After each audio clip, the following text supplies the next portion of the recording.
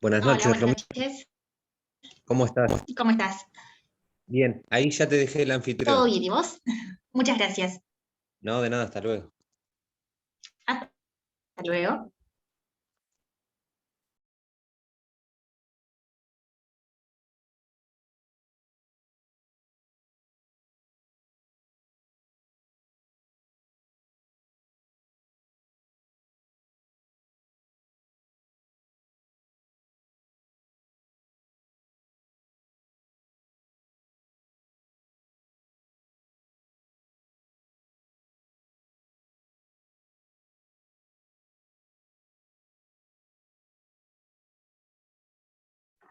Buenas noches, profe. ¿Qué tal? ¿Cómo está? Buenas noches.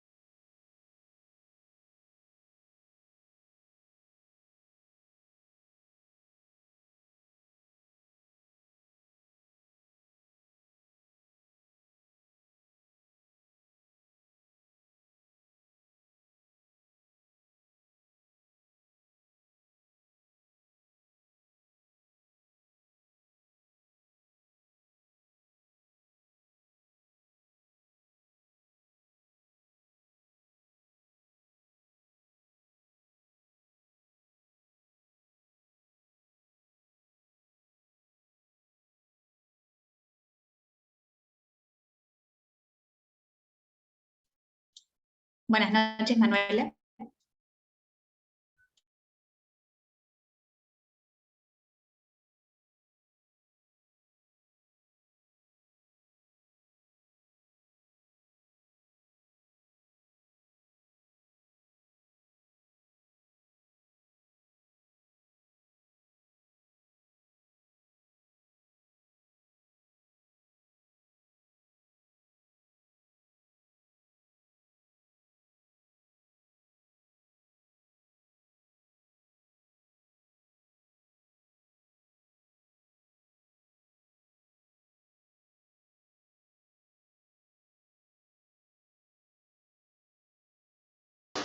Buenas tardes. Hola, Julieta, ¿cómo estás?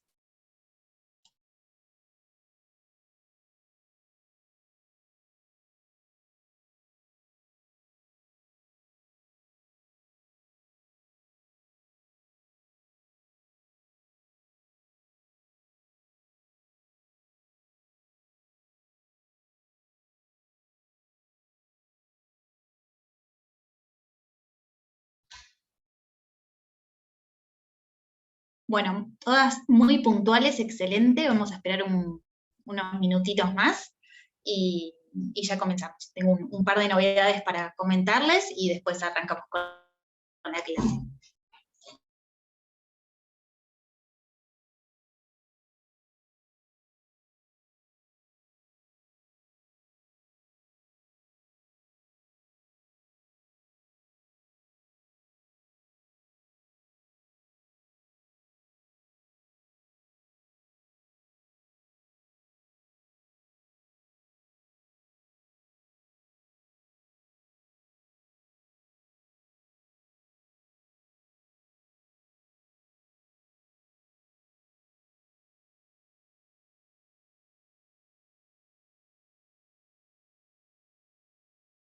Muy buenas noches para todos.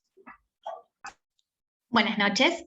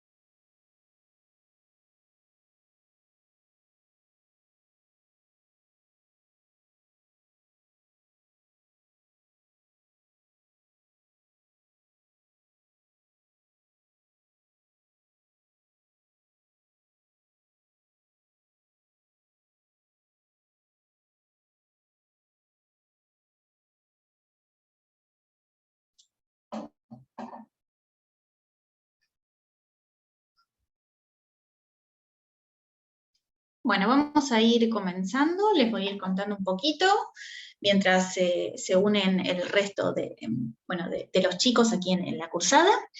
Bueno, espero que estén muy bien en primer lugar. A quienes están aquí en Mar del Plata los haya tratado bien la lluvia. Hoy tuvimos un día muy lluvioso aquí en Mar del Plata. Así que bueno, no queda otra que hacerle frente.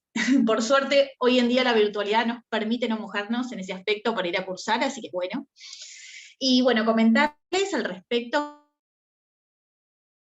acerca de, bueno, una nueva actividad que vamos a realizar en el marco de la Comisión 5, que tiene que ver con un evento de índole internacional que se va a llevar a cabo el 29 de octubre, ¿sí? Van a ser unas jornadas especiales de fundamentación jurídica que vamos a llevar a cabo junto con una universidad de Letonia. Así que bueno, la idea es que tengan su primera experiencia en este marco internacional, si es que no lo han tenido hasta este momento. Tal vez alguno de ustedes ya realice trabajos de investigación o cuestiones relacionadas dentro de ese marco, o tal vez haya participado en algún tipo de intercambio. Si no es así, por supuesto, bueno, lo trabajaremos durante este periodo, estos meses, hasta el día 29, que sea, bueno, la fecha donde se va a llevar a cabo la exposición. No es obligación total exponer, quédense tranquilos, pero bueno, sí, por supuesto, trabajar en ese aspecto. Vamos a tener todo lo que tiene que ver, una clase podemos organizar en materia metodológica. La idea es que se redacte un trabajo que van a poder realizarlo en pareja si lo desean, y de esa forma, bueno, poder presentarlo en esta jornada, que ya les digo, la verdad que va a ser muy interesante, son muy lindas. El mío y lo hicieron dos integrantes también de la Comisión 5, la verdad que fue muy enriquecedor y bueno, no solamente desde la parte que implica poder presentarse a esta jornada internacional o un congreso desde este lugar, sino también el hecho de los antecedentes que suman al currículum para un trabajo, para una beca de investigación, para, bueno, justamente el camino que deseen continuar luego de, bueno, de recibirse y en base a las circunstancias también que lleguen y lo que signifique su vocación al respecto. Así que contarles un poco eso. Las temáticas aún no están del todo definidas, sí van a virar principalmente en materia de derecho del mar, en todo lo que tiene que ver con medio ambiente internacional, en materia de derecho medioambiental internacional. Así que bueno, igualmente a todas aquellas temáticas que ustedes quieran abordar. Vamos a tener clases previas, quédense tranquilos de estas cuestiones, al menos en carácter introductorio, por más que después las veamos en profundidad, cuestión de que puedan elegir el tema que justamente deseen abordar, que puede estar basado en la actualidad, cuestiones contemporáneas que se están viviendo en este momento. Bueno, ya les digo, es un poco generar la información que tengo hasta este momento. El lunes va a ser mucho más específica, pero ir adelantándoles este trabajo que vamos a realizar también desde la comisión. Bueno, no sé si tengan alguna duda, alguna sugerencia, cuestión al respecto, más que bienvenida para charlarlo. Igualmente, yo les digo, el lunes tendré mucho más precisa para transmitirles y comenzar a trabajar. ¿Todo bien? ¿Qué les parece?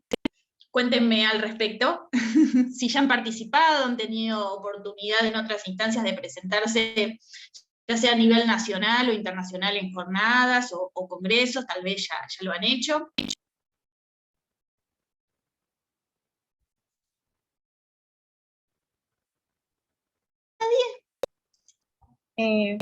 Buenas noches nuevamente.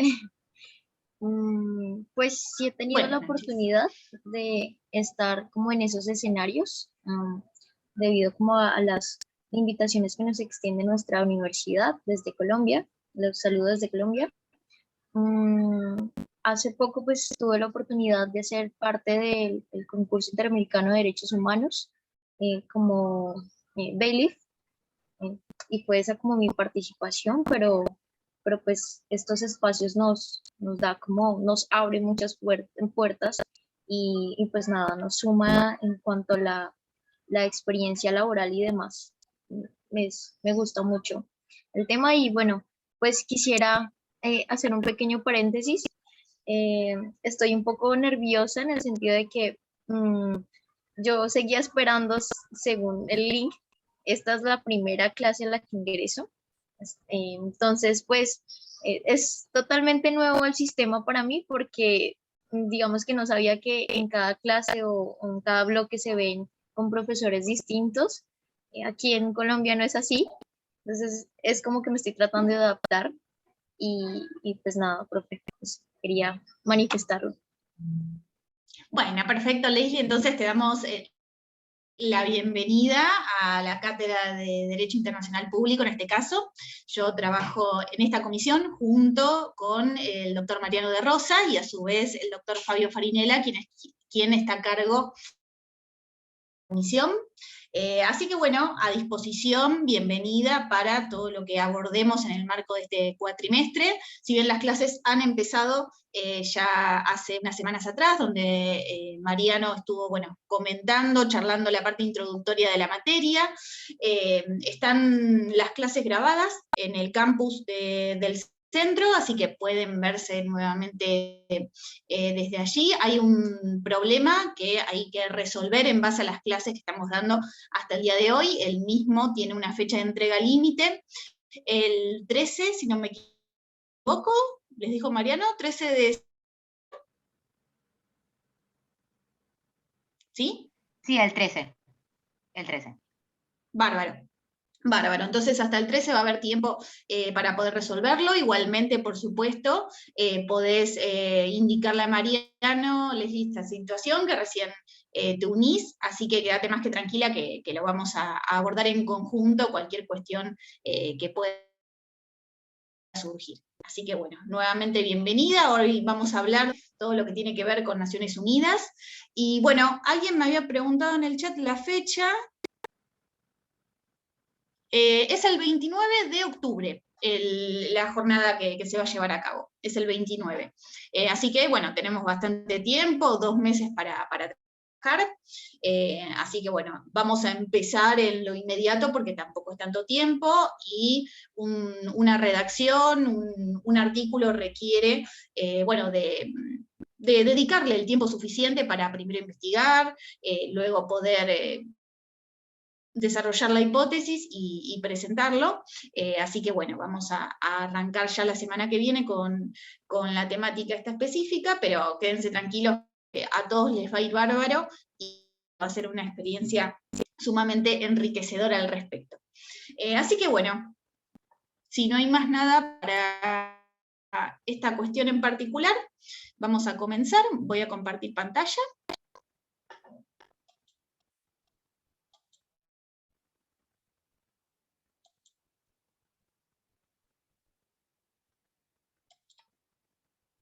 Hoy vamos a hablar acerca de Naciones Unidas. Mariano me había indicado que un poquito les había hecho una introducción al respecto, pero hoy ya vamos a ver el tema en profundidad, ya que les va a servir para ambos problemas. El problema número 1, que es el que tienen que resolver, y el problema número 2, que vamos a comenzar a abordar. Ahí ya vamos a leerlo, vamos a ver que específicamente están relacionados con los sujetos del derecho internacional, responsabilidad e inmunidad de los estados. Así que bueno, comenzamos. Por supuesto, como siempre, me interrumpen en todo aquello que consideren necesario, que no entiendan, que requiera algún tipo de debate, que charlemos. Eso ya lo saben, me interrumpen y continuamos. Vamos a comenzar. Bien, hoy vamos a hablar entonces de la Organización de las Naciones Unidas, y cómo se ha...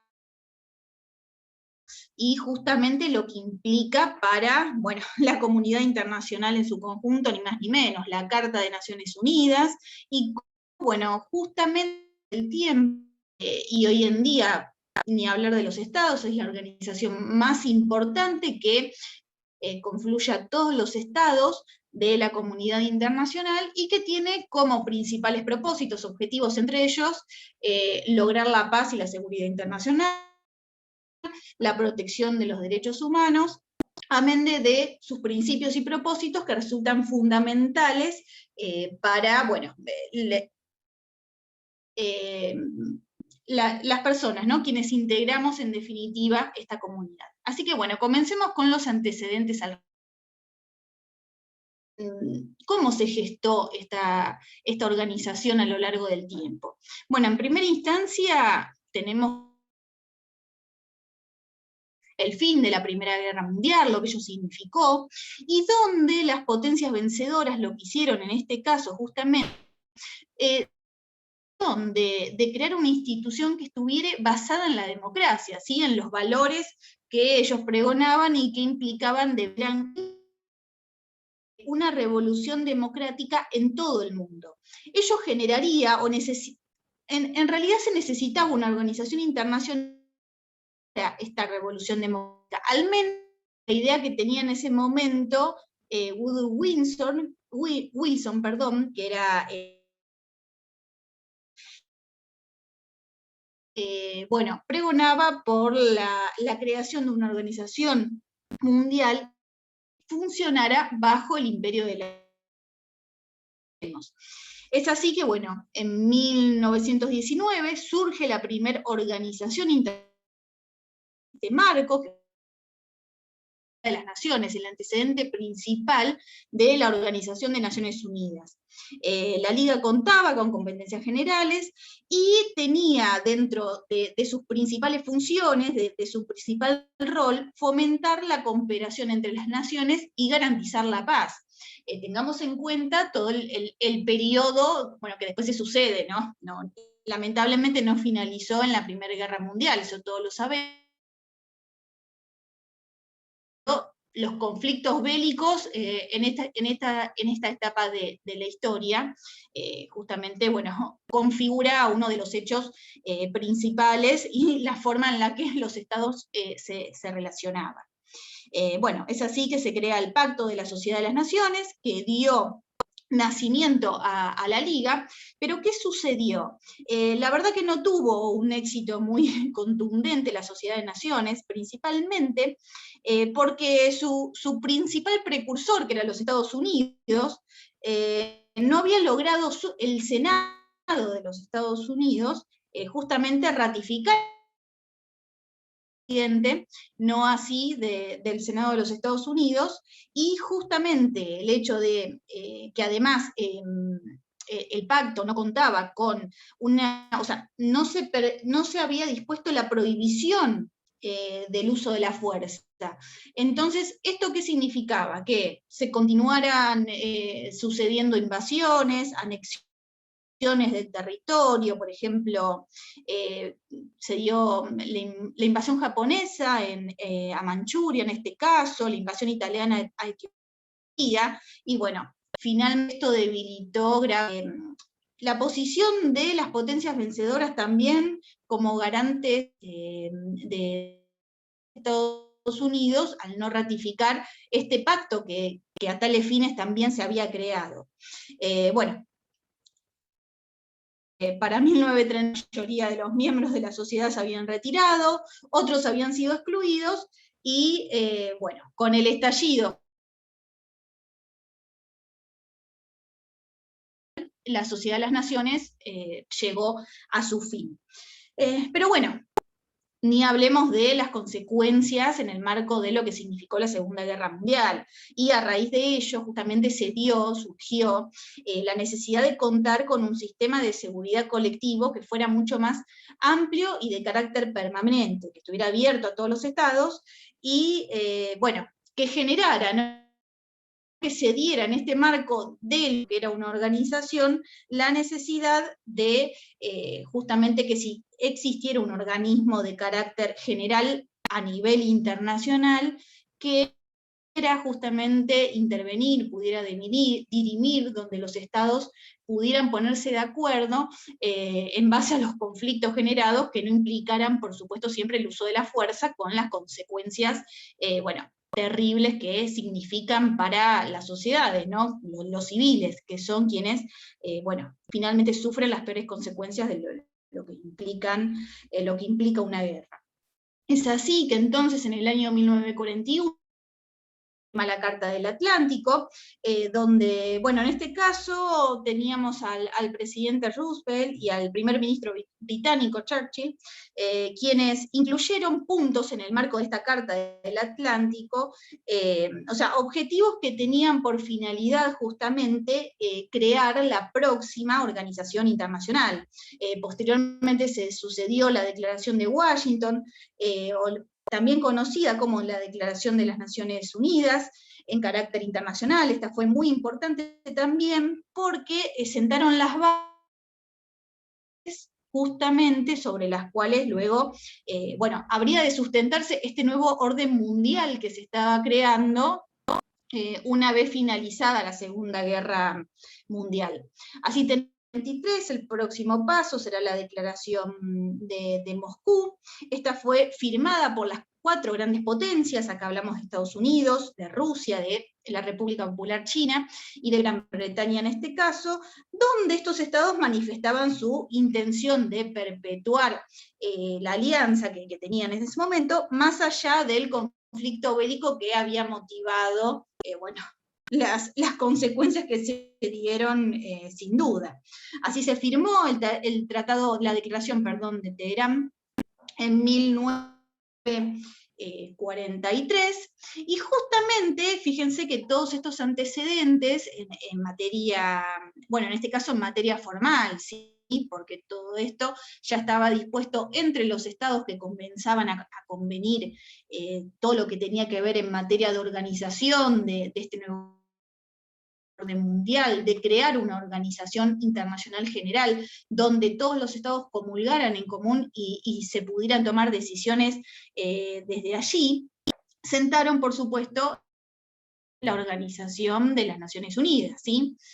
También podemos decir que un punto acá, ahora vamos a ver los temas en particular, o sea, los órganos en particular de Naciones Unidas, pero justamente, y en base a quienes eran, bueno, las potencias, ¿no? Como charlábamos en un ratito, que llevaban a cargo este tipo de acuerdos, tardó un poco más el hecho de poder llegar a lo que fue posteriormente la Conferencia de San Francisco, que da nacimiento a la Carta de Naciones Unidas, en el rol que iba a tener principalmente el Consejo de Seguridad. ¿Sí? Ahora vamos a ver en un ratito cuál es el rol del Consejo de Seguridad, su importancia, quiénes son los miembros que le integran, cuenta con 5 miembros permanentes, y justamente el tema del voto de dichos miembros es lo que, bueno, no terminó de definir la cuestión en ese año, que dio paso al año 1945, donde finalmente los días, bueno, 26 de abril y 16 de junio, se reúnen 50 naciones, ¿sí?, de la comunidad internacional que darán nacimiento en los meses posteriores a, bueno, con las ratificaciones, por supuesto, suficientes, como este tema ya lo venimos charlando en materia de fuentes, dan nacimiento o ratifican la Carta de la Organización de Naciones Unidas, ¿sí?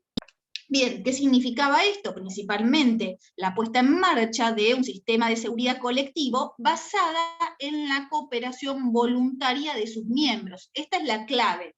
Ya no hablamos de uso de la fuerza, es más, se va a prohibir el uso de la fuerza como tal, donde tenemos determinadas excepciones a la misma, principalmente, bueno, por ejemplo, en materia de legítima defensa. Pero estas cuestiones, todo lo que tiene que, o sea, lo que implica resolver un conflicto, resolver las diferencias, las controversias en el marco de un conflicto armado, bueno, esto ya finaliza.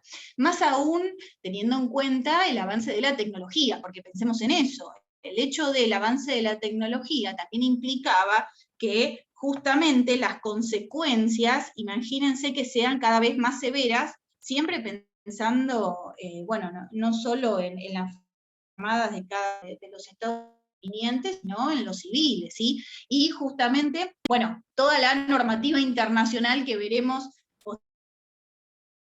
posteriormente y que se creó como justamente consecuencia de las atrocidades que se han cometido en el marco de los conflictos bélicos, ni hablar la creación de la Corte Penal Internacional, y su importancia justamente a la hora de imputar y sancionar y condenar a quienes hubieran cometido en el marco de estos conflictos, bueno, crímenes internacionales. También tenemos tribunales ad hoc formados previamente y toda una serie de antecedentes a la Corte, que lo veremos, ya les digo, con posterioridad, pero que, bueno, hacen a, justamente como charlamos siempre, el desarrollo progresivo del derecho internacional y la importancia que ello significa en materia de cooperación entre estados para resolver cualquier tipo de controversia, diferencia o cuestión que suceda, siempre por vías pacíficas. Esta es la clave.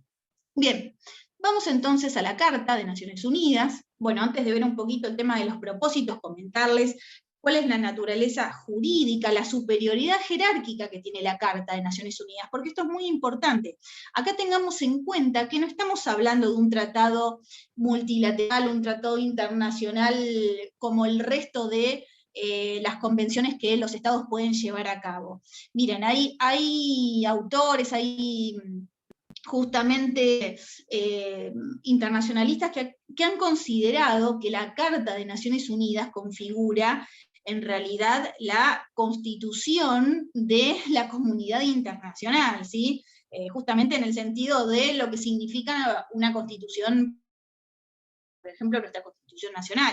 Esto en el marco, por supuesto, doctrinario, académico, en el que charlamos, pero esa es la importancia que se le otorga. Y en este marco, lo que establece el artículo 103, justamente de la Carta, que también se las voy a agregar al campus, así la tienen, igualmente, por supuesto, está totalmente pública y se puede encontrar enseguida en todos lados en internet, por la importancia, ¿no?, que tiene y que significa el estudio de esta materia, por supuesto, y la resolución de los problemas, es que sí, ¿qué indica el artículo 103 en este caso? Que ante la existencia de un conflicto que pudiera surgir, un conflicto de tal vez de interpretación, o entre principios, entre disposiciones que existen entre la Carta de Naciones Unidas y un tratado que fuere celebrado por uno o por más miembros de Naciones Unidas, por uno o más estados, justamente quienes van a prevalecer son las obligaciones dispuestas en la Carta, ¿sí?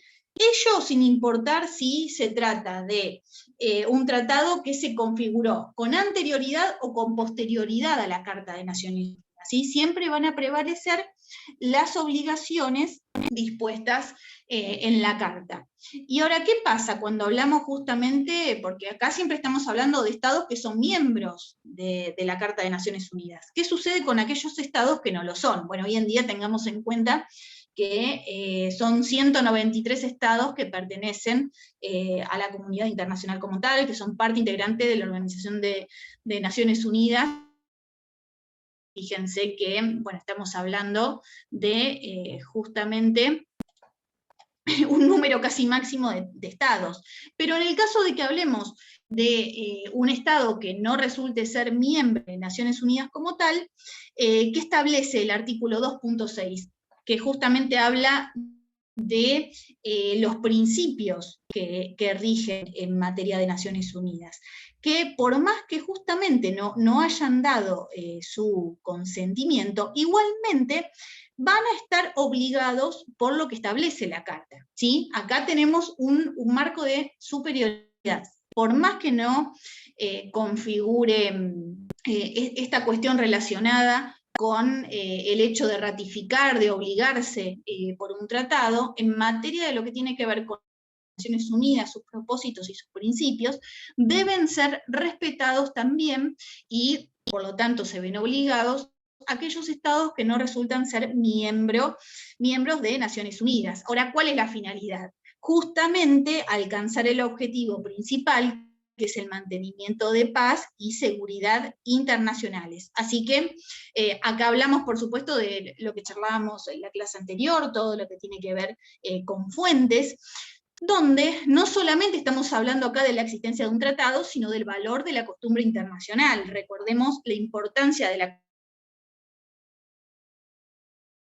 y cómo la misma genera también esta obligatoriedad para los estados en base a justamente las disposiciones que se... Ahora sí, a los propósitos de las Naciones Unidas. Nosotros tenemos 4 propósitos dispuestos en la Carta, que justamente hacen referencia a fines, ¿sí?, que la organización debe alcanzar. Estos son los propósitos o fines que las Naciones Unidas deben alcanzar al momento de su creación y en el marco de su evolución, como lo vemos hoy en día, y a su vez contamos con 7 principios, que son los posteriormente, y que que son considerados en este caso reglas o medios que justamente llevan al cumplimiento de estos propósitos. Hablamos específicamente del artículo 1 y del artículo 2 de la Carta, donde están específicamente indicados, mencionados, y el valor que tienen como tal para el cumplimiento de las funciones de la Organización de Naciones Unidas y los propósitos o fines al respecto que implican. Bueno, en este aspecto Una pregunta. tenemos, por supuesto, ¿sí? Buena pregunta. ¿Esto sería lo que se denomina Cohen? Exacto, muy bien, muy bien. Perdón que no, ¿me escuchan bien? Porque un poquito se me cortó. Sí, sí, se escucha. Bien, bien, bien. Exactamente. Hablamos de normas de carácter imperativo, ¿sí? Normas imperativas, muy bien. Es decir, aquel conjunto de normas que justamente tienen por finalidad proteger valores fundamentales para la comunidad internacional en su conjunto. Entre ellos, por supuesto, la paz y la seguridad internacionales. Así que estamos en esa sintonía. Excelente el comentario, es así. Bien, en este marco tenemos justamente uno de estos propósitos, el mantenimiento de la paz y las internacionales. ¿Qué quiere decir esto? Entonces, que cuando hablamos, y esto hagámoslo justamente la resolución de los problemas, el calificativo internacionales implica que la Organización de Naciones Unidas, que son bilaterales o pueden ser de carácter, o sea, entre 2 o más estados, pero si los mismos, las controversias, estas cuestiones, estos conflictos que se generan, no afectan la paz y la seguridad de la comunidad internacional, entonces que la organización no intervendrá. Ahora, si el conflicto entre estados sí puede generar algún tipo de cuestión, algún tipo de conflicto, de controversia, que ya para consideración de la Organización de Naciones Unidas se convierta en un peligro para la paz y la seguridad internacional, en una afectación para los mismos, en ese punto ahí sí habrá de intervenir, y lo hará a través del Consejo de Seguridad, como veremos un poquito más adelante. A su vez, ¿qué quiere decir esto del fomento de las relaciones de amistad? Específicamente, acá se hace referencia a, más que nada por todo lo que significó la crisis, más que nada económica del periodo de entreguerras. Pensemos en lo que fue la Primera Guerra Mundial, luego cómo termina arrastrando a la humanidad a la Segunda Guerra Mundial, con todas las consecuencias atroces en el medio. Por eso justamente pensemos en cuáles son los antecedentes de por qué se crean este tipo de organizaciones, se firman este tipo de tratados, y cómo los estados buscan evitar desastrosas para la humanidad. Y pensémoslo en el día de hoy, en todo lo que significa con las armas que existen por el avance de la tecnología, ¿no? Exterminio de raza humana, chicos. Entonces, esto es lo que ha llevado a que se ponga un de pero que justamente implican preservar el valor máximo de cada uno de nosotros, que es la vida, la dignidad de la persona, ¿no? Sin duda.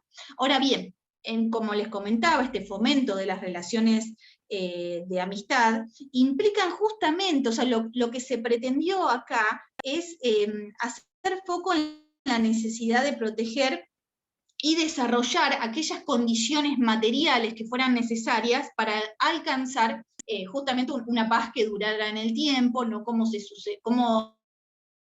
por ejemplo sucedió con la Liga. Lamentablemente no tuvo en ese momento una trascendencia,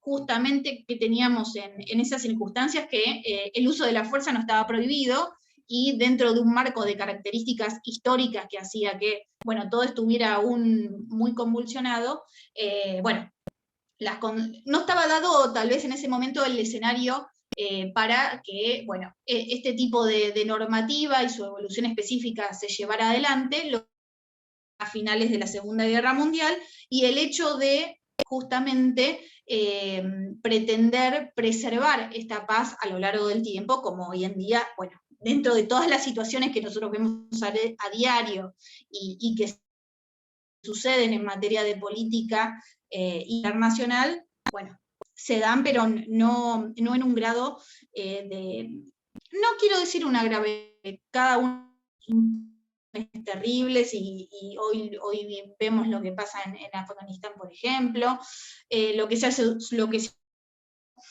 también meses atrás, el hecho de la creación de, no sé si escucharon este tema de la burbuja en Palestina, y cómo eso evitaba que cayeran una cantidad de bombas terribles sobre los civiles, que son quienes sufren, vuelvo a repetir, las consecuencias de todas estas situaciones aberrantes. Pero bueno, fíjense cómo la tecnología avanza y puede llegar a crear otro tipo de catástrofes terribles desde todo aspecto. Así que bueno, justamente es que se impulsó esta codificación con la finalidad de proveer al desarrollo progresivo del derecho internacional, y a su vez al arreglo pacífico, situaciones que puedan justamente llevar a un quebrantamiento de la paz. Esta es la finalidad de la normativa. Bueno, por supuesto, en este marco, la cooperación internacional como tercer propósito resulta fundamental, y ello lo vemos específicamente dispuesto, está en el artículo 55 de la Carta, donde acá específicamente lo que se establece es propender a la solución de aquellos problemas de carácter social, económico, cultural o humanitario, por supuesto, que aquejen a los miembros de la comunidad internacional, a los estados, y justamente la cooperación vire en poder lograr la cooperación de cada estado en su máxima expresión. Esto también suena re bonito, y sabemos que en la práctica o en manera efectiva, bueno, se dan un montón de situaciones que justamente no ayudan a que esto se configure de esta forma, pero bueno, al menos sí está dispuesto, y los estados tienen que actuar, los organismos, las organizaciones, tienen que ir hacia ese punto, hacia lograr este bienestar en su máxima expresión para todos los miembros de la comunidad internacional, para sus ciudadanos. Otro aspecto que es muy importante en materia de cooperación internacional, justamente está basado en la promoción y el estímulo del respeto a los derechos humanos. Tengamos en cuenta justamente que esta cuestión relacionada con toda la temática de los derechos humanos fue una cuestión muy novedosa, no muy novedosa, pero sí se dio en los primeros albores de lo que fue la creación de la Carta de Naciones Unidas. Más que nada, se da, bueno, con posterioridad, y haciendo siempre referencia a este desarrollo progresivo del derecho internacional, que, bueno, se dio primero con la creación de la organización, y después con el aporte, la necesidad de varias delegaciones que reclamaban por la inclusión de la Declaración de Derechos Humanos en la Carta. Pero justamente esas demandas llevaron a que en 1948 se adoptara la resolución 217A, que diera paso a la conocida Declaración Universal de los Derechos Humanos. Pero lo importante es que el trabajo que llevó a cabo la organización no se quedó en ese punto, sino que resultó ser mucho más prolífica, mucho más auspiciosa en este marco, y bueno, eso lo demuestran, por supuesto, la cantidad de tratados en materia de derechos humanos que todos conocemos a lo largo de la carrera, y que implican este fomento y protección absoluta de los derechos humanos. Bueno, para darles ejemplos, el Pacto Internacional de Derechos Civiles y Políticos, el Pacto Internacional de Derechos Económicos, Sociales y Culturales, desde todo tipo de aspectos en materia para evitar cualquier tipo de discriminación, la Convención Internacional sobre la Represión y el Castigo del Crimen del Apartheid, con lo que ello significaba, contra todas formas de discriminación racial. Bueno, los tratados que se encuentran antes y la importancia que tienen justamente para preservar, proteger y promocionar los derechos humanos como tales. Bien, y por último, dentro de los propósitos se encuentra el de armonizar los esfuerzos para alcanzar los propósitos. ¿Qué quiere decir esto? Que se haga todo lo posible, o sea, la cooperación entre Estados tiene que ser fundamental para que se lleven adelante estos propósitos y se cumplan como tal, justamente, y dentro de este marco se lleven a cabo las finalidades dispuestas para la creación de la Organización de Naciones Unidas, que por supuesto siempre tiene como objetivo principal el mantenimiento de la paz y la seguridad internacionales. Así que bueno, esto hace a los propósitos de la organización.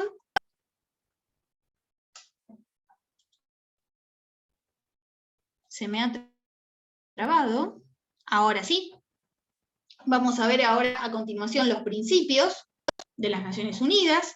Bueno, muy cortito al respecto, porque viene un poquito, ya lo han hablado con Mariano. Bueno, ¿cuál es la importancia de los principios en este caso? Y que esto sí ya lo vamos a pasar por un poquito más adelante, porque Mariano me dijo que lo había comentado bien.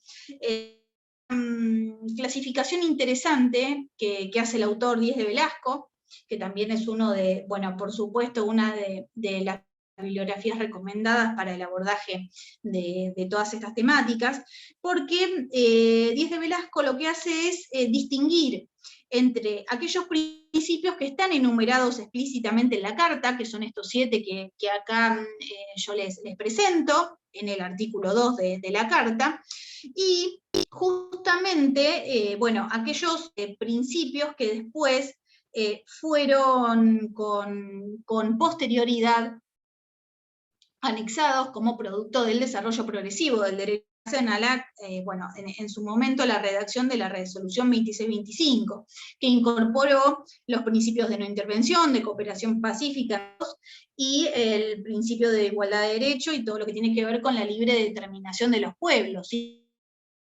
Que también se han dado en el marco de la evolución, no solo de los derechos humanos, sino de las relaciones entre estados, ¿sí? Tiene que ver con todos los procesos de descolonización que se dieron en lo sucesivo, más que nada en la década de los 60, y lo que significó justamente, en este caso, para los pueblos, para las sociedades, y el hecho de lograr su independencia, porque pensemos que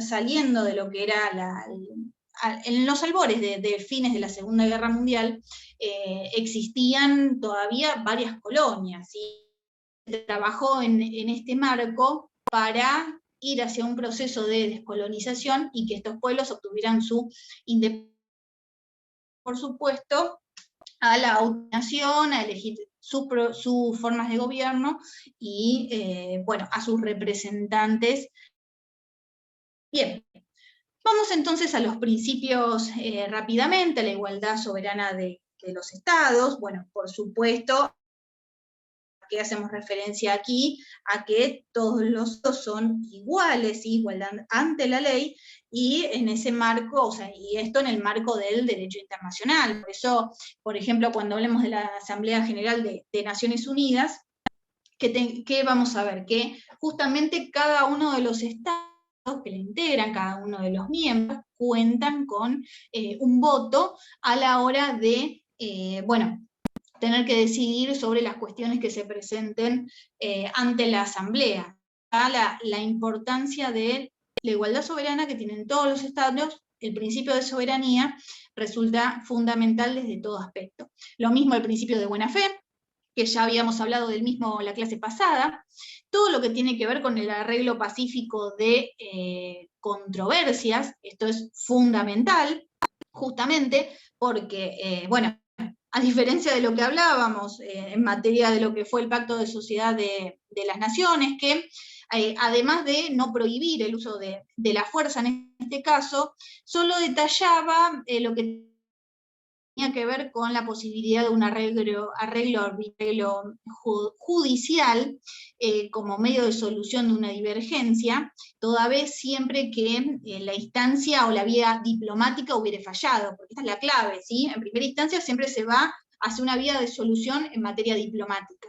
Si eso no logra sus frutos, no se puede llegar a una conciliación, a una negociación desde ese ámbito, bueno, existen otros medios de resolución de conflictos como tales, pero bueno, justamente todavía no teníamos en estas instancias el hecho de una prohibición del uso de la fuerza, que fue lo que estableció, sí, la Carta de Naciones Unidas. Estableció específicamente dos obligaciones que resultan fundamentales para los Estados miembros. En primera instancia, arreglar las controversias por medios pacíficos, de manera de no comprometer la paz y la seguridad internacionales. La solución de sus controversias por medios pacíficos. Y el artículo 33, en este caso, detalla específicamente, bueno, cuáles son los medios de solución que pueden llevarse a cabo, como charlábamos. Todo lo que tiene que ver con en materia de negociación, de buenos oficios, por supuesto en materia arbitral, en materia judicial, bueno, también veremos cómo fue creada la Corte Internacional de Justicia en este caso, pero siempre valiéndose de medios de resolución de controversias de carácter pacífico, ¿sí? Y por supuesto se dispuso también la obligación de que no se pudiera llevar a cabo ningún tipo de medida que pueda agravar o extender el conflicto. El Estado no solo tiene que propender a la resolución del conflicto desde un marco pacífico, sino también que tiene que evitar, o sea, continuar el agravamiento de la situación desde ese lugar, ¿sí? Del conflicto, la controversia que se está generando como tal. Desde allí estas obligaciones dispuestas específicamente por la Carta de Naciones Unidas. Por supuesto, la prohibición de la amenaza o del uso de la fuerza, ¿sí? Esto ya no está permitido como tal, con lo que charlamos, el avance de la tecnología y lo que significa, bueno, en materia de las consecuencias que puede al respecto, ¿sí? Bueno, de allí la importancia que se establece y las excepciones que se dan específicamente cuando, bueno, en última instancia ha de llevarse a cabo el uso de la fuerza porque el Estado está siendo atacado, entonces en este caso acciones de legítima defensa para repeler el ataque. Bueno, pero ello tiene que darse en determinadas condiciones, en un determinado marco, no puede utilizar una fuerza que sea superior a la necesaria para repeler el ataque correspondiente, y a su vez se requiere previamente, por supuesto, que esté en conocimiento el Consejo de Seguridad de la Organización de Naciones Naciones Unidas. Así que, bueno, en este aspecto, las excepciones son mucho más restrictivas a la hora del uso de la fuerza como tal, siendo la regla general y principal la prohibición como del uso de las fuerzas. Bien, lo que tiene que ver con la asistencia a las Naciones Unidas, acá hace específicamente al hecho de que bueno, los Estados miembros deben colaborar con la organización, principalmente prestar o no asistencia cuando un Estado ha sido sancionado por la organización. Esto ha sucedido, bueno, muchas veces lo escuchamos. Entonces, cuando la organización, bueno, dispone de algún tipo de sanción específica para un Estado que no ha cumplido con los propósitos, con los principios dispuestos, con las medidas abarcativas en materia de la paz, debe, en este caso, actuar consecuente con la medida que se hubiere dispuesto y, bueno, prestar asistencia a la organización desde este lugar. Colaborar justamente desde este lugar. Todo lo que tiene que ver con en estas cuestiones está dada por... La mayoría de las resoluciones en este marco las da el Consejo de Seguridad. Podemos indicar como la más, bueno, la más trascendente tal vez, la que autorizó el Consejo de Seguridad, donde dispuso que se autorizaba el uso de la fuerza para repeler la invasión iraquí a Kuwait. Eso se dio en el año 2009, que implicó que justamente el Consejo de Seguridad llamara a aquellos estados que quisieran y pudieran colaborar, en este caso con Kuwait, para bueno, poder repeler el ataque y evitar consecuencias mayores de lo que se estaba sucediendo. Bien, el siguiente principio está dado por la Autoridad de las Naciones Unidas sobre los Estados no miembros. Esto era lo que charlábamos un poquito al principio, relacionado con la obligación que tienen los Estados no miembros de igualmente cumplir con las obligaciones dispuestas en la Carta, más allá de no resulten ser miembros, pero en base al número que hoy hablamos, son prácticamente todos los estados quienes integran la comunidad internacional en su conjunto. Y, bueno, por supuesto lo que tiene que ver con la excepción de la jurisdicción interna de los estados. Esto hace referencia, en realidad, es un antecedente que se encuentra en el Pacto de la Sociedad de las Naciones. ¿Qué establecía el pacto en este caso? Que si una de las partes pretendía, y si el Consejo reconocía que la divergencia se refería a una cuestión que tenía que ver con el derecho internacional, bueno, justamente la competencia exclusiva de esta parte debe estar dada en el marco internacional, ¿sí? O sea, es un tribunal de índole internacional que será el que deberá justamente responder a la hora de dirimir, de tratar el conflicto que se hubiera dado entre dos o más estados. Esto lleva a determinadas connotaciones que veremos más adelante, en materia de todo lo que tiene que ver con la inmunidad de los estados, la importancia desde este lugar, pero bueno, eso ya lo veremos con mayor profundidad en las próximas clases. Bien, bueno, los principios incorporados por la resolución 2625, eso ya me indicado Mariano que lo había hablado en profundidad, así que avanzamos un poquito. Bueno, de tiempo, dentro de todo venimos bien. Nos queda, hoy vieron una clase bastante teórica, como le encontrar en la Carta CIS de Naciones Unidas, por supuesto en la bibliografía de clase, en el manual de cátedra, más toda la que les aportemos en consecuencia, pero bueno, es un poco, sí, ponerlos en el contexto, justamente, bueno, los estados se relacionan desde este lugar. Vamos ahora a ver cuáles son los órganos principales, ¿sí?, de Naciones Unidas. En primer lugar, por supuesto, la Asamblea General, ¿sí? Acá tenemos, bueno, se los comento, como para que ya sepamos cuáles son los principales órganos en este caso. La Asamblea General, el Consejo de Seguridad, el Consejo Económico y Social, el Consejo de Administración Fiduciaria, que tiene que ver en estas cuestiones relacionadas con el proceso de descolonización, que charlábamos hace un ratito, la Corte Internacional de Justicia y la Secretaría General de la organización. Cada uno de estos órganos cuenta, ¿sí?, con un rol fundamental que han de llevar a cabo, que han de desarrollar en el marco de la comunidad internacional. Bueno, por supuesto, la Asamblea General, la función principal, está basada en el cumplimiento de los propósitos y los principios de la organización, ¿sí?, lo que venimos hablando hasta este momento. El Consejo de Seguridad y su función principal, que está basada, ¿sí?, en el mantenimiento de la paz y la seguridad internacionales, el Consejo Económico y Social, y el deber de fomentar, en este caso, la cooperación internacional en la solución de todos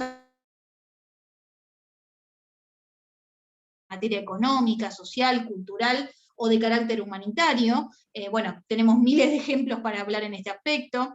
Y, por supuesto, en materia de desarrollo y estímulo al respeto de los derechos humanos y a las libertades fundamentales de todos nosotros. Bueno, la Corte Internacional de Justicia, y en este caso, o sea, como órgano principal que ejerce funciones judiciales en el marco internacional, el Consejo de Administración Fiduciaria, que, bueno, como charlábamos hace un ratito, en este caso promueve el adelanto de carácter económico, social y educativo, también podríamos decir, de aquellos habitantes que habitaban estos territorios, ¿sí?, que estaban bajo la prelación de otro Estado, y que justamente, bueno, el proceso de descolonización fue llevando el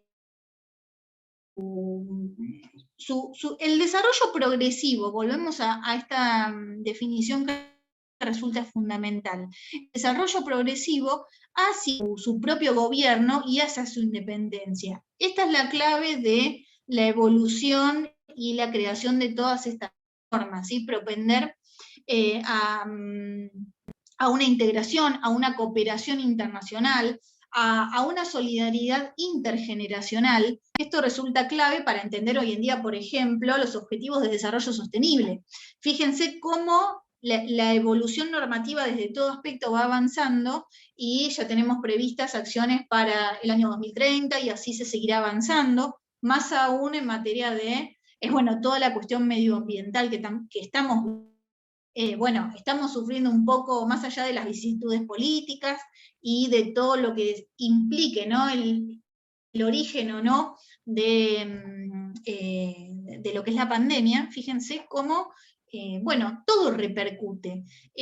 Todas las acciones que nosotros realizamos también sobre la naturaleza, sobre nuestro planeta, repercuten desde todo aspecto, y bueno, también, bueno, yéndonos un poco de lo que es la pandemia y del mismo, ni hablar los periodos de sequía o de extensas, bueno, ni hablar de los diluvios que se suceden en diferentes partes del mundo. Les recomiendo una película, más que nada para ver esto palpablemente y cómo afecta a las sociedades. Vi El chico que domó el viento, creo que se llama así, que ganó un Oscar la película, tiene pocos años. Y bueno, justamente, bueno, la película se da en Sudáfrica, si no me equivoco, y justamente muestra las contingencias climáticas en su máxima expresión, de ir a diluvios, a sequías por meses enteros, y cómo la sociedad, o sea, cómo las poblaciones quedan totalmente desprotegidas dentro de ese marco, y no se cuenta las más de las veces con un apoyo del Estado en ese aspecto. Acercándonos un poco a la Argentina, también leí hace poquito que, bueno, el nivel del mar de Océano Atlántico, si continúa el nivel de deshielo como se está produciendo, va a implicar que para el 2050 el nivel del mar haya crecido metros. Eso significa que todo el área norte de la ciudad, bueno, se encuentre bajo el agua. Y estamos hablando del año 2050, no es que falta tanto tiempo. Así que fíjense las consecuencias. Uno siempre lo ve lejano, como que no va a llegar, pero bueno, todos vamos a estar vivos para esa circunstancia. Así que imagínense, obviamente no es una cuestión específica y o sí determinada, pero tenemos que ponernos en alerta en base a las previsiones que se están dando, y bueno, ni hablar del rol que tienen que tomar los estados desde este lugar, ¿no?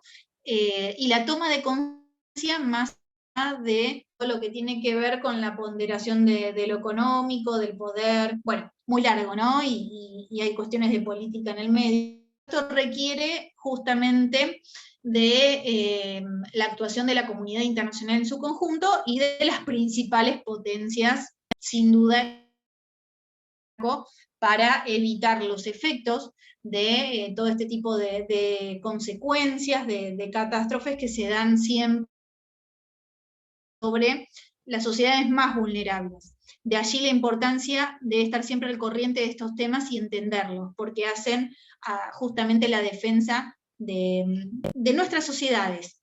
Desde allí hay que defenderlas.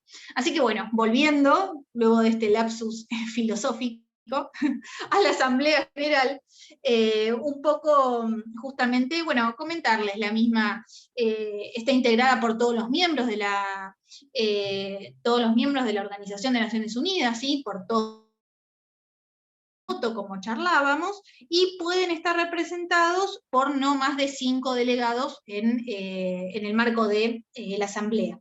En este caso, la Asamblea no ejerce funciones de carácter permanente, sino que lo hace anualmente, ahora en septiembre, tienen el inicio de periodo de sesiones ordinarias, y por supuesto está contemplada la posibilidad de reuniones de carácter extraordinario, si hay situaciones que así lo ameritaren. Y el hecho de que cada uno tiene un voto, por supuesto, es una característica que hace a la igualdad soberana de los estados, ¿sí? Como hablábamos en materia de uno de los principios previstos en la Carta. Y en todo lo que tiene que ver con, bueno, la toma de decisiones, por supuesto, en este marco, se toman por mayoría de 2/3,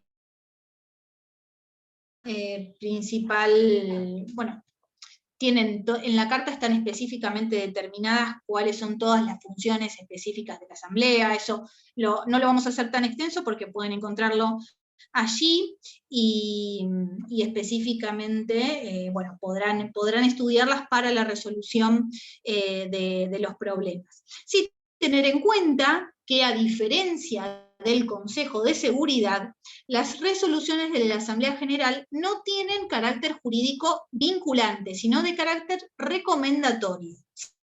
Pero, por supuesto, el hecho de debatir un determinado tema en la Asamblea y que se dé una cuestión recurrente o una votación sobre una determinada cuestión que se dé a lo largo de los años, bueno, ya sabemos que puede estar en presencia de la formación de una norma de índole consuetudinario, ¿sí? Que los estados, el accionar del Estado siempre se dé en base a un lineamiento en particular, bueno, puede generar costumbre internacional, y una determinada resolución, en este caso de la Asamblea, se convierta entonces en norma jurídica como tal y resulte obligatoria, vinculante para los miembros de la comunidad internacional. Vamos ahora al Consejo de Seguridad. Bueno, por supuesto charlábamos de cuál era la misión principal, basada en el mantenimiento de la paz y la seguridad internacionales. Acá tenemos que tener en cuenta ciertas características de cómo funciona en este caso el Consejo de Seguridad. Bueno, al principio ya tenemos, hoy en día de 15 miembros, anteriormente era de menos, se amplió el número de miembros no permanentes. Desde el principio el nacimiento de la Carta de Naciones Unidas, contamos con 5 estados que resultan permanentes en el Consejo de Seguridad, los que charlábamos hoy: la República Popular China, Estados Unidos, la Federación Rusa, Francia, Unido. Ellos resultan ser miembros de carácter permanente, y el resto, que no lo son como tal, el resto de los 10 miembros en un periodo de 2 años en el cargo, y la Asamblea General es quien recomienda quién va a ocupar ese lugar. Ahora bien, por supuesto se tienen que tener en cuenta cuestiones relativas a una distribución geográfica equitativa, al aporte justamente que el Estado haya hecho en materia de promoción al mantenimiento de la paz. Eso resulta fundamental a la hora de la elección del resto de los miembros, pero tener en cuenta, bueno, cómo se manejan en este caso, de qué forma decide el Consejo de Seguridad. Bueno, la clave principalmente está en materia del voto, ¿sí? Bueno, ¿qué pasa? Todos tienen voto en este caso, pero con algo especial que cuentan estos 5 estados, los miembros de carácter permanente, es con el derecho a veto, ¿sí? Estos 5 estados cuentan con un derecho a veto, y hay determinadas resoluciones que, ya contando con el veto de uno de los estados miembros del Consejo, para que una determinada resolución sobre una situación no se lleve a cabo. Es suficiente, ya les digo, con el veto de uno de los estados para que la misma no se produzca como tal. Así que bueno, en ese aspecto es muy importante las decisiones que toma en materia de justamente la protección en materia de mantenimiento de la paz y la seguridad internacionales, ¿sí? Todas estas cuestiones, los conflictos que pueden poner en riesgo los propósitos, estos principios, pasan por el Consejo de Seguridad, que es quien luego toma la decisión respectiva y cómo se deberá actuar para hacer todo lo posible en materia de evitar que el conflicto perdure en el tiempo o finalice lo antes posible, y para ello, por supuesto, primero da una serie de, las recomendaciones correspondientes, y posteriormente ya pasa a tomar decisiones que implican de carácter vinculante para los estados, que tienen que cumplirlas como tales. Desde ahí la importancia del Consejo hoy, ¿sí? Que lo que disponga es vinculante para los estados que están actuando en el conflicto latente que se está generando. Bueno, y por supuesto, más allá de esta función primordial que tiene el Consejo como tal, también recomienda la admisión de estos nuevos miembros, tanto en el Consejo, como así también el nombramiento del secretario general, ¿sí? Más allá de la Secretaría, lleva a cabo todas las cuestiones de índole organizacional de la organización, pero resultan de una cuestión muy importante a la hora de que la misma funcione como tal. Así que lleva a cabo justamente aquellas medidas, usar recomendaciones tendientes justamente a la ejecución, por ejemplo, de fallos que hubiera dictado la Corte Internacional de Justicia en este caso, ¿sí? Que, justamente es el órgano judicial principal de las Naciones Unidas. El mismo tiene la sede en La Haya. De la Corte Internacional de Justicia hablamos muy, muy poquito, porque vamos a tener una clase específicamente dispuesta para tratar el tema de la Corte Internacional, su principal jurisprudencia. Su antecesora ha sido la Corte Permanente de Justicia Internacional, que era la que fue creada al momento justamente del nacimiento de la Sociedad de Naciones, ¿sí? La Corte Internacional posee tanto competencia contenciosa como consultiva. Sí, acá adelantar que en este caso solamente los estados son quienes pueden acudir a la Corte Internacional de Justicia a fin de dirimir sus controversias, el conflicto que se esté generando, solamente acudir a la Corte Internacional. En este caso, bueno, la competencia consultiva puede ser un poquito más amplia porque justamente la Asamblea General, el Consejo de Seguridad pueden solicitarle opiniones a la Corte en este caso sobre cualquier cuestión jurídica que se esté generando, pero esta es la característica principal desde este aspecto. Conjuntamente indicarles, por supuesto, que las decisiones tomadas por la Corte Internacional son obligatorias, definitivas e inapelables para las partes que estén interviniendo en el litigio. Bien. Al Consejo Económico y Social, un poquito habíamos hablado también en este caso al respecto. Hoy en día cuenta con 54 número de miembros de 54.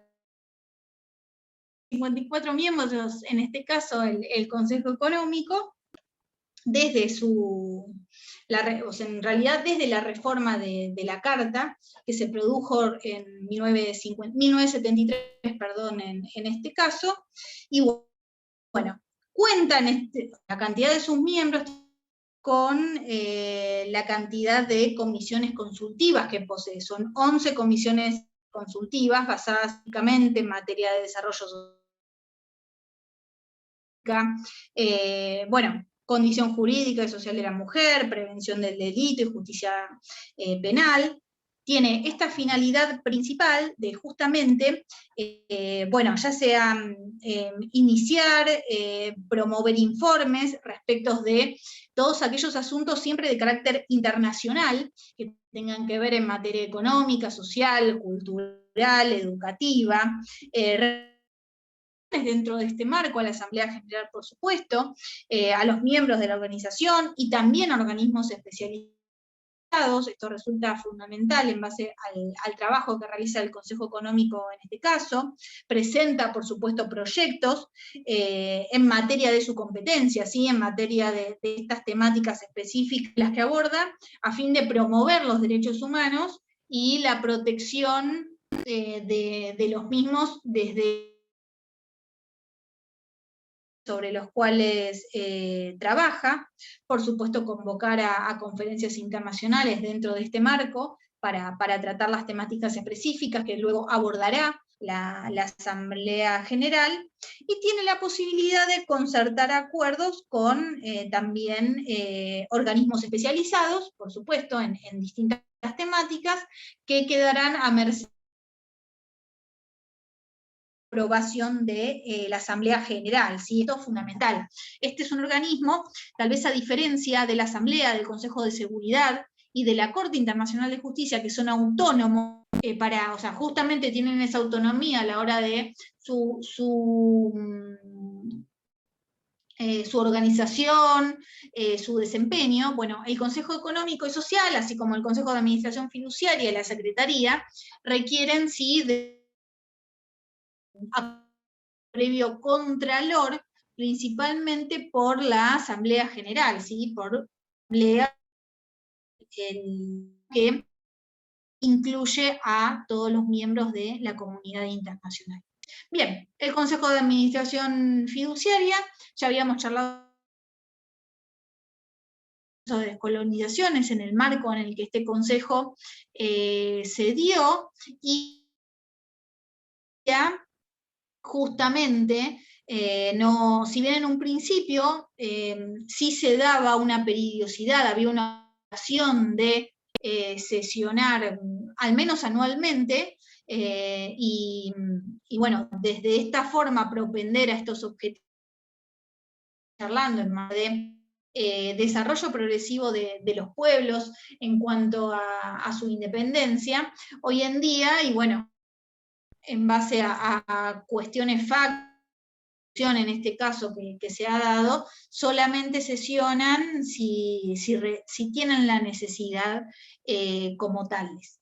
Y por último, como les comentaba, la Secretaría General, que se compone de un secretario general y a su vez funcionarios necesarios que por supuesto requiere la organización para poder actuar como tal.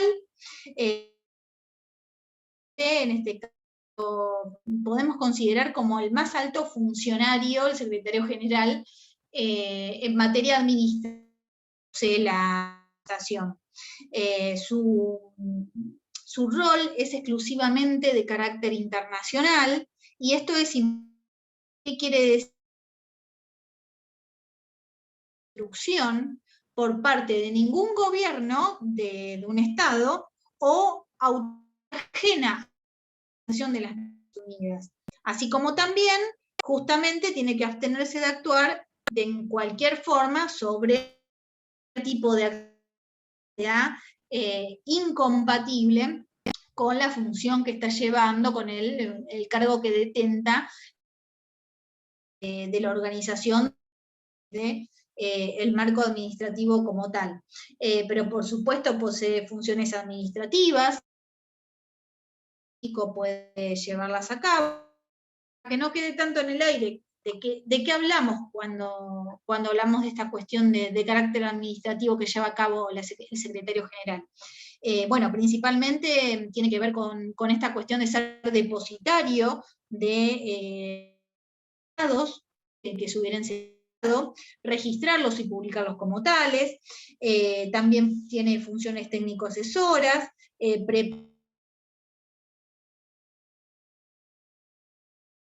de la Organización de las Naciones Unidas.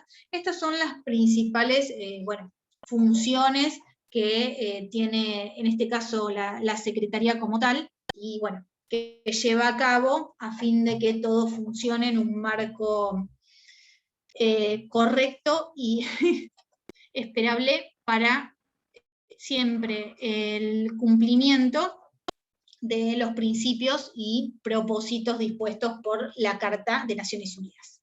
Así que bueno, hasta acá vimos un paneo general de todo lo que tiene que ver con las Naciones Unidas, sus antecedentes, principios, propósitos y los órganos que le integran como tal. ¿Alguna pregunta? ¿Alguna cuestión en particular? Profe, yo tengo ¿Van una a ser duda. más divertidas? Sí. Porque cuando estuve ¿Nicole? leyendo para hacer el trabajo práctico, sí, Sí.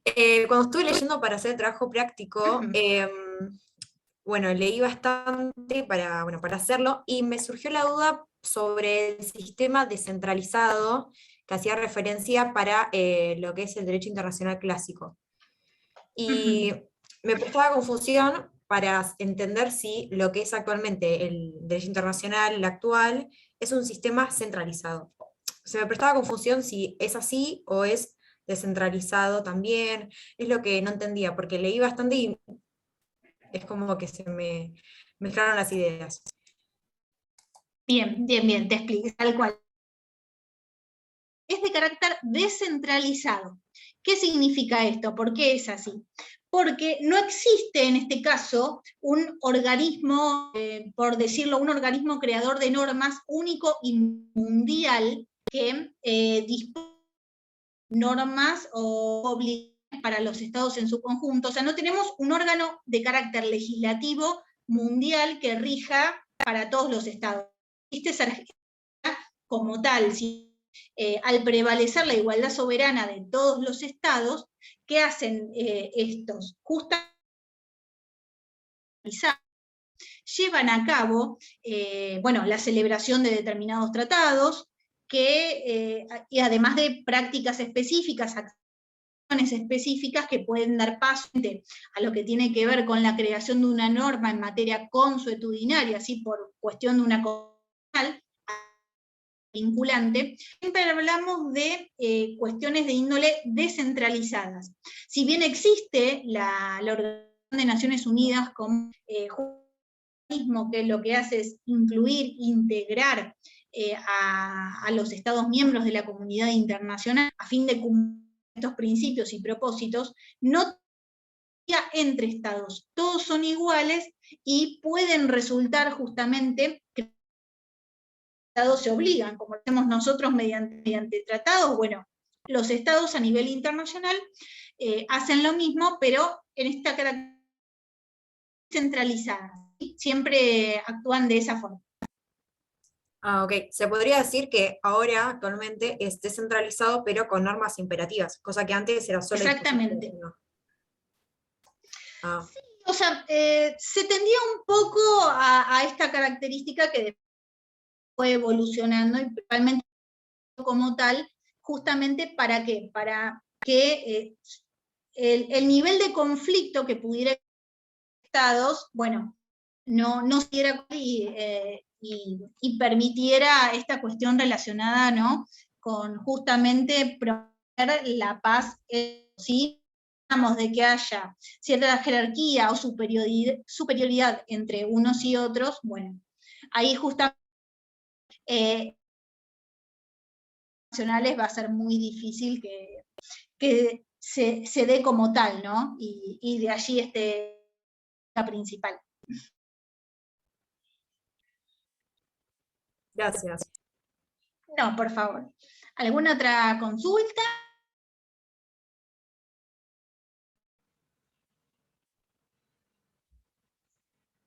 Bueno, si todo va bien hasta acá, la clase los ayude también al problema número 1, que, bueno, tienen hasta el 13 para entregarlo, y ya la semana que viene vamos a arrancar con el número 2.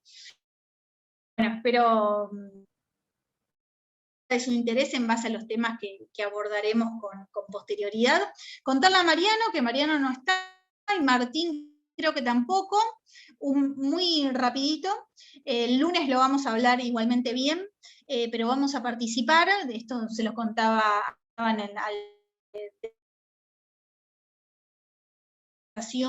jurídica, que vamos a participar junto con la Universidad de Colombia, así que, sí, te veo, Martín, pero había hecho este comentario al principio de la clase. Vamos a presentarnos en estas jornadas, ¿sí?, que van a ser, bueno, por supuesto son de índole internacional. La idea es que nos presentemos justamente con una serie de artículos que abordaremos en este marco, así que les voy a decir bien la clase que viene cuáles son los temas específicos. Va a estar orientado un poco, como les comentaba, en materia de derecho del mar y todo lo que tiene que ver con medio ambiente, pero bueno, veremos justamente la forma de abordarlo, va a ser y bueno, una instancia muy enriquecedora para todos aquellos que se inicien tiene que ver que les y que ayuda ni hablar también al currículum, a los antecedentes desde muchos aspectos que hablábamos hoy también. Ya les digo, el lunes les comento bien, pero este es un trabajo que iniciaremos a partir de la semana jornada. Así que bueno, esto sería todo y nos estamos viendo el lunes entonces. Bárbaro. Hasta luego. Gracias. Gracias, profe, hasta luego. De semana, Gracias. entonces. Hasta Que luego. descansen. Hasta luego.